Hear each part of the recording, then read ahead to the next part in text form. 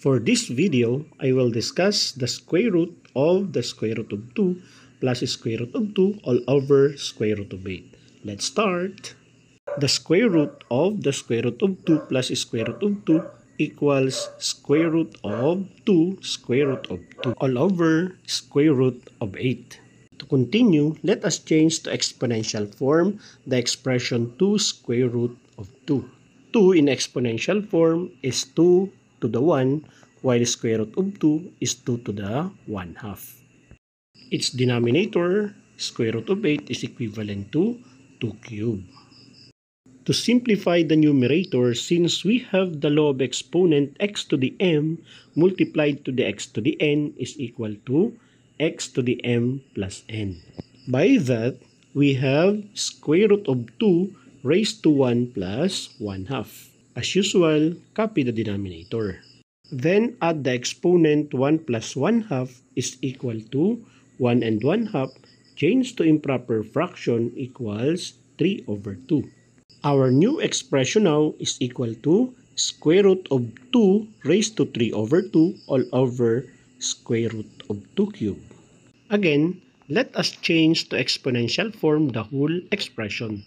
The numerator will become quantity 2 raised to 3 over 2 raised to 1/2.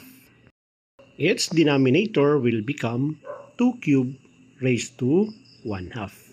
Simplifying the exponents is simply multiply them. 3/2 times 1/2 equals 3/4. Our numerator will become 2 raised to 3/4. Multiplying 3 times 1/2 on the denominator, so it is 2 raised to 3/2. Another law of exponents state that if x to the m is divided by x to the n is equal to x m minus n. Applying to the problem, so we have 2 raised to the 3/4 minus 3/2. To subtract the exponents, its LCD is 4. To rename the fractions, 4 divided by 4 is 1 times 3 is 3.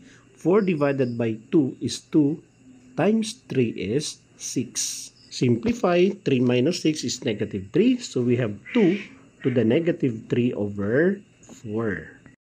Go back to radicals. So we have 4th root of 2 raised to negative 3. Since 2 raised to negative 3 is equal to 1/8, so therefore 4th root of 2 raised to negative 3 is also equivalent to 4th root of 1/8. That will further rewrite to 4th root of 1 over 4th root of 8. To simplify further, we will rationalize the denominator by multiplying 4th root of 2 all over 4th root of 2 to the last expression.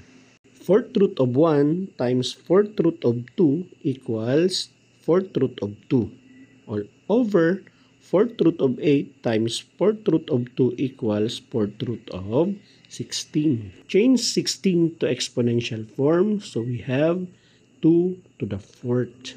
Simplify the denominator. The 4th root of 2 to the 4th is 2. And that is now the answer in our problem.